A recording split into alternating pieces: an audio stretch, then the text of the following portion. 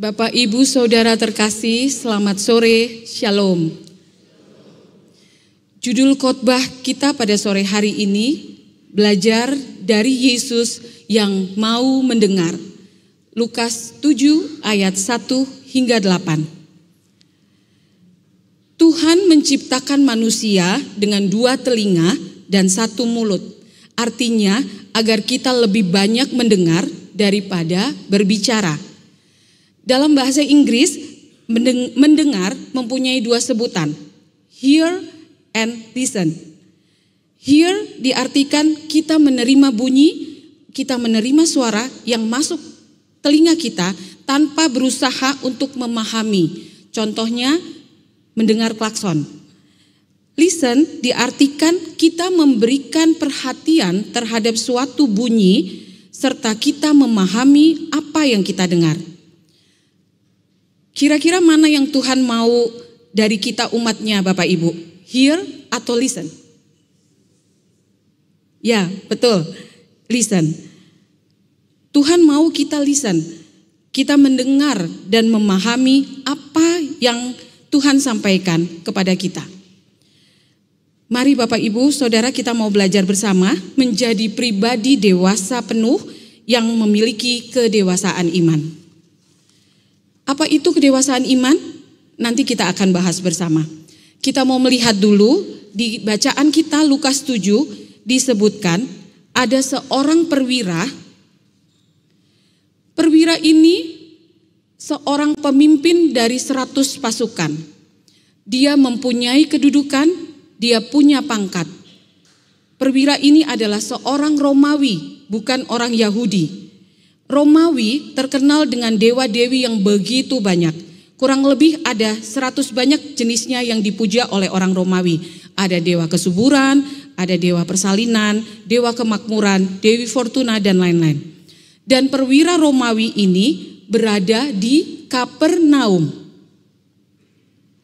Yang menarik dari penulisan judul mencantumkan nama kota. Kalau kita melihat ke belakang di Lukas pasal lain, seperti Lukas 5 atau Lukas 5 ayat 17, di situ tidak menyebutkan nama kota. Tetapi di Lukas 7 disebutkan atau mencatat dengan jelas tempat nama kota, yaitu Kapernaum. Kapernaum ini menjadi penting karena 1, tempat di mana Yesus berdiam. Pada Matius 28 dijelaskan di situ, setelah Yesus mati dan bangkit, Yesus berdiam di Kapernaum. Yesus mengajar banyak di sinagog, tempat-tempat ibadah di Kapernaum. Bahkan Yesus banyak melakukan mujizat-mujizat di kota Kapernaum ini, sehingga kota Kapernaum ini terkenal dengan sebutan kota mujizat Yesus di Israel. Mujizat pertama Yesus mengubah air menjadi anggur. Yesus menyembuhkan ibu mertua Petrus di Kapernaum. Yesus mengusir roh jahat di Kapernaum. Yesus mengatakan, tubuhku adalah roti hidup. Barang siapa makan dagingku dan minum darahku, ia memperoleh hidup yang kekal. Itu pun di Kapernaum. Pada zaman Yesus hidup, kota industri yang paling ramai di sekitar Danau Galilea adalah Kapernaum. Banyak pengajaran-pengajaran Yesus di Kapernaum. Tetapi apa yang terjadi dengan Kapernaum? Kapernaum dikutuk Yesus karena begitu banyak yang tidak percaya sekalipun mereka sudah melihat mujizat, mulai dari mujizat yang pertama hingga mujizat yang kedua. Ayat Alkitab yang menyatakan Kapernaum dikutuk oleh Yesus tertulis di Matius 11 ayat 23 hingga 24. Saya bacakan Bapak Ibu. Dan engkau Kapernaum, apakah engkau akan dinaikkan sampai ke langit? Tidak. Engkau akan diturunkan sampai ke dunia orang mati. Karena jika di Sodom menjadi mujizat-mujizat yang telah terjadi di tengah-tengah kamu, kota itu tentu masih berdiri sampai hari ini.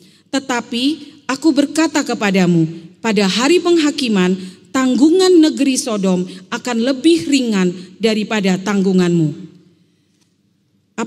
Akibat kutukan Yesus itu, Kapernaum sekarang hanyalah sebuah kota yang tinggal puing-puing sejarah. Bisa dilihat di Videotron. Saya bertanya kepada teman yang sudah pernah ke Israel, pendapatan Kapernaum didapat hanya dari turis-turis yang datang. Tentunya turis Indonesia salah satu penyumbang terbesar. Oke, Bapak Ibu, Saudara, kita kembali ke bacaan kita. Tetapi pada hari itu di Kapernaum, Yesus menemukan seorang perwira Romawi yang mempunyai iman yang besar yang tidak dijumpai Yesus di antara orang Israel. Sungguh luar biasa. Ada 7 kedewasaan iman yang bisa kita ambil dari perwira di Kapernaum. Yang pertama, mendengar kebenaran. Seperti judul khotbah sore ini, perwira ini belajar dari Yesus yang mau mendengar. Perwira ini mau membuka hatinya untuk mendengar kebenaran. Sekalipun dia orang Romawi yang sudah dari kecil dikasih tahu tentang dewa-dewi, yang sudah diajari kalau kamu mau berhasil, kamu harus minta ke dewi ini. Kalau kamu mau menanam padi atau gandum, kamu harus beritahu ke dewa ini supaya hasil ladangmu berhasil. Namun apa yang terjadi dengan perwira ini? Perwira ini melawan tradisi agamanya, dia melawan kebiasaan leluhurnya dan membuka hatinya untuk mendengar kebenaran. Di Kapernaum, Yesus sudah banyak melakukan pengajaran dan perwira ini membuka hatinya. Dia tidak mengeraskan hatinya untuk mau mendengar kebenaran, untuk mau menerima sesuatu yang baru. Hal ini sangatlah tidak mudah untuk seorang perwira Romawi. Karena kalau dia berpaling dari agamanya, dia akan mendapat hukuman tidak hanya dari kaisar, tetapi dari kemiliterannya. Tetapi perwira ini dengan mantap hati melawan semua itu dan mau mendengarkan kebenaran. Apa kata firman Tuhan tentang kebenaran? Ada tertulis di Yohanes 18 ayat 37b. Jawab Yesus, engkau mengatakan bahwa aku adalah raja. Untuk itulah aku lahir dan untuk itulah aku datang ke dalam dunia. Supaya aku memberi kesaksian tentang kebenaran. Setiap orang yang berasal dari kebenaran mendengarkan suaraku. Bapak Ibu Saudara yang dikasihi Tuhan, hari ini kita boleh bersyukur kalau kita tetap berpegang pada kebenaran firman Tuhan. Ketika hati kita tidak digoyahkan dengan kebiasaan-kebiasaan di sekitar kita. Kalau kita tetap berpegang teguh pada kebenaran firman Tuhan dan kebenaran itu ada di dalam Yesus, maka kita akan menuju kehidupan. Perwira ini menyingkirkan pengetahuan tentang dewa-dewi. Dia membuka hati untuk menerima kebenaran sejati dan dia mendapatkan hidup. Yang kedua Bapak Ibu, kedewasaan iman yang kedua, berharap hanya pada Yesus. Perwira ini hanya berharap pada Yesus. Apa sih yang membuat perwira ini sampai berharap luar biasa pada Yesus? Jawabannya adalah pekerjaan Roh Kudus. Hanya kuasa Roh Kudus yang mampu merubah pola pikir dan membawa perwira ini menuju mempunyai iman kepada Yesus.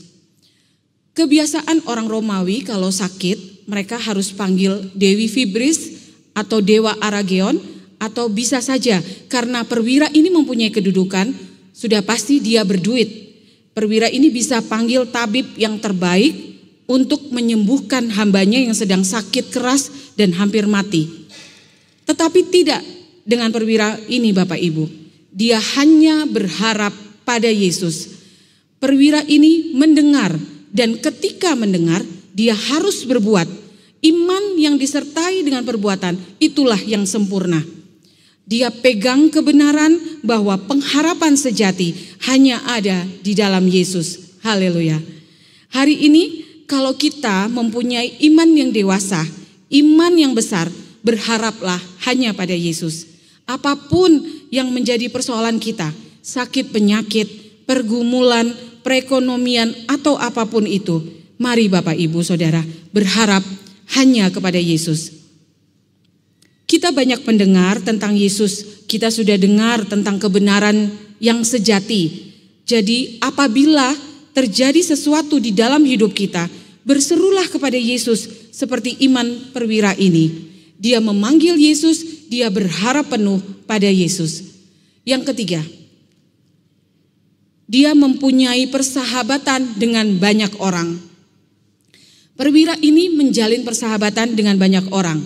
Sahabat perwira ini ada orang tua-tua Yahudi dan sahabat-sahabat lain. Disebutkan pada ayat 6. Perhatikan Bapak Ibu, Romawi dan Yahudi itu bermusuhan. Romawi dan Yahudi dari segi kepercayaannya itu saja bertentangan, berbeda dan pasti tidak bisa satu. Yang luar biasa dari perwira ini, dia punya sahabat orang tua-tua Yahudi. Kita tahu orang tua-tua Yahudi adalah orang yang terkesan keras kepala, yang isi kepalanya kacamata kuda. Mereka selalu siap batu di sakunya. Apabila ada yang berbeda pendapat akan dirajam, akan dilempari batu. Disinilah hebatnya perwira ini. Dia bisa jalin sahabat dengan orang tua-tua Yahudi ini. Bahkan orang tua-tua Yahudi ini memaksa Yesus. Hai Yesus, dia layak engkau tolong.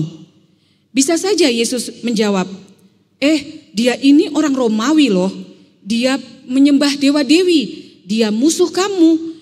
Tidak menyembah Allah yang esa. Buat apa aku harus tolong dia? Tetapi orang tua-tua Yahudi ini berkata, dia layak engkau tolong. Kenapa? Persahabatan. Bapak Ibu, bersahabat jangan pilih-pilih. Jangan maunya hanya satu suku atau satu level. Kita harus bisa bersahabat dengan siapa saja.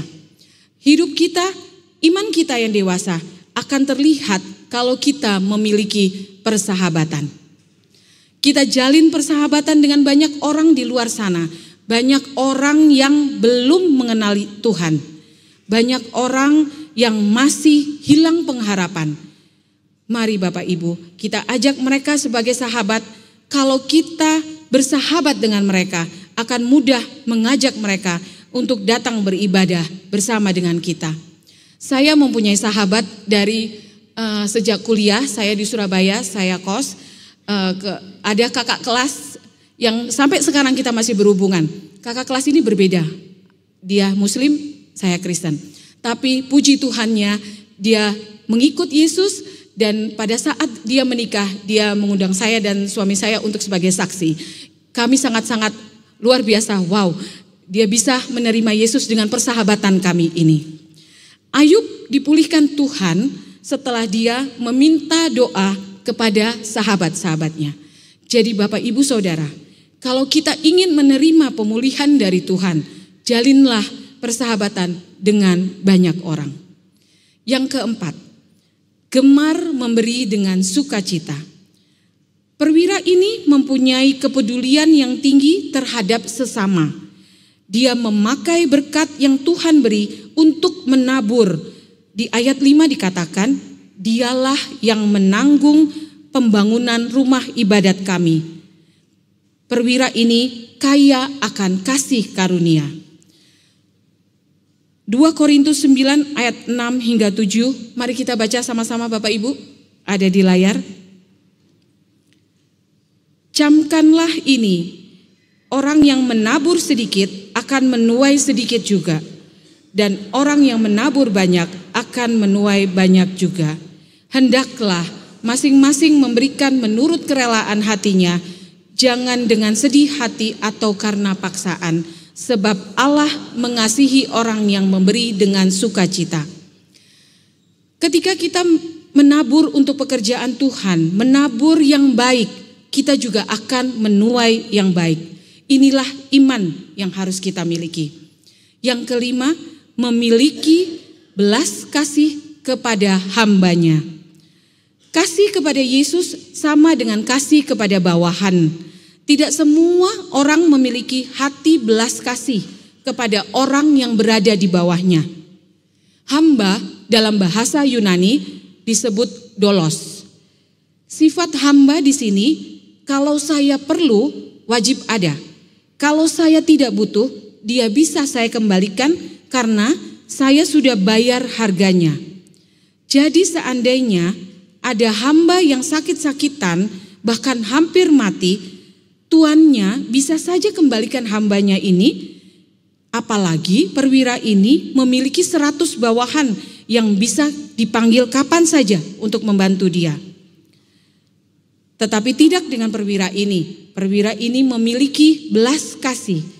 Dia tidak memperlakukan hambanya ini sebagai hamba.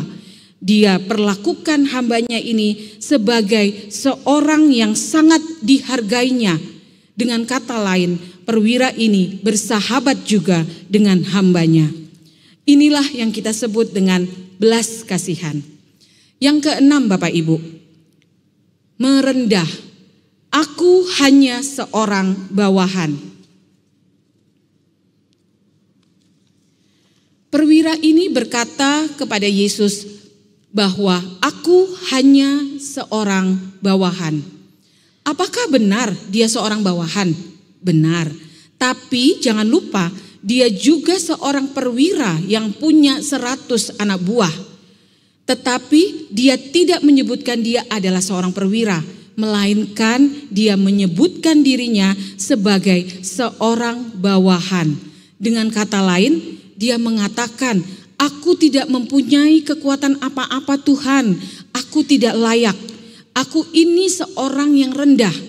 Aku ini hanya seorang bawahan. Perwira ini merendahkan dirinya di hadapan Tuhan. 1 Petrus 5 ayat 6. Karena itu rendahkanlah dirimu di bawah tangan Tuhan yang kuat, supaya kamu ditinggikannya pada waktunya. Sungguh luar biasa kalau kita merendah, bersujud di kaki Tuhan, Bapak Ibu Saudara. Segala pergumulan, kelemahan yang kita alami akan Tuhan jamah dan kita akan beroleh sukacita dari Tuhan. Saya teringat kepada anak-anak muda, janganlah lupa untuk selalu berdoa. Rendahkanlah diri kalian di bawah tangan Tuhan yang kuat.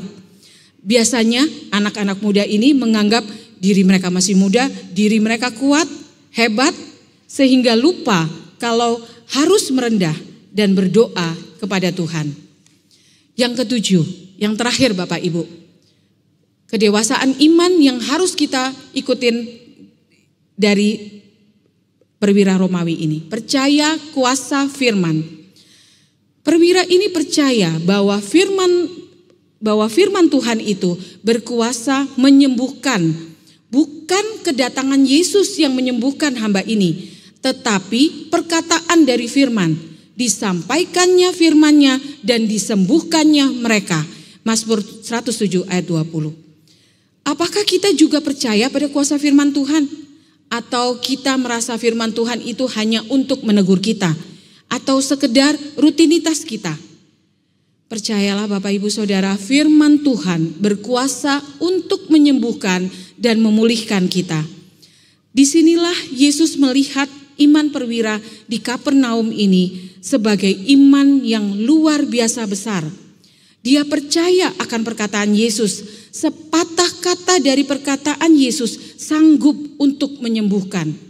Perwira ini bukan orang Yahudi, tetapi dia percaya kuasa firman Allah. Maka terjadilah mujizat.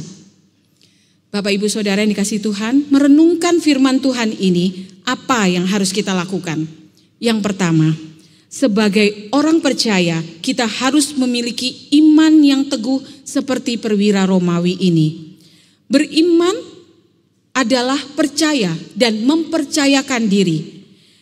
Yang kedua, kalau Yesus saja mau mendengar harapan sang perwira, maka dia juga akan mendengar doa dan harapan semua orang percaya, maka dia juga akan mendengar doa dan harapan semua orang percaya, asal dinaikkan dengan hati yang percaya dan tulus. Tuhan Yesus memberkati kita semua. Amin.